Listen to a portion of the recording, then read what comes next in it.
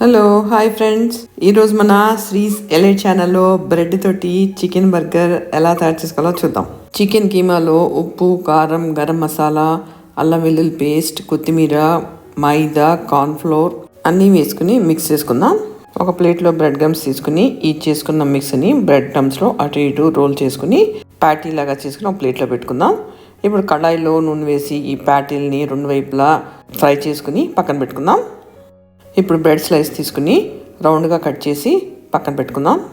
Cut చేసిన bread పీసెస్ని pan మీద వేసి కొంచెం నెయ్యి వేసి రెండు వైపులా ఫ్రై చేసుకుందాం. ఫ్రై చేసిన బ్రెడ్ పీసెస్ మీద ఒకవైపు శాండ్విచ్ స్ప్రెడ్ చేసుకుందాం, రెండో వైపు టమాటా సాస్ వేసుకుందాం. ఇప్పుడు అన్నీ రెడీగా ఉన్నాయి కదా, వీడియోలో చూపించినట్టుగా ఒక్కొక్కటి పెట్టుకుందాం. అంతే, ఎంతో టేస్టీగా యమ్మీగా ఉండే బ్రెడ్ చికెన్ బర్గర్ రెడీ అయిపోయింది. ఈ వీడియో మీకు నచ్చినట్టయితే లైక్ చేయండి, షేర్ చేయండి, సబ్స్క్రైబ్ చేయండి.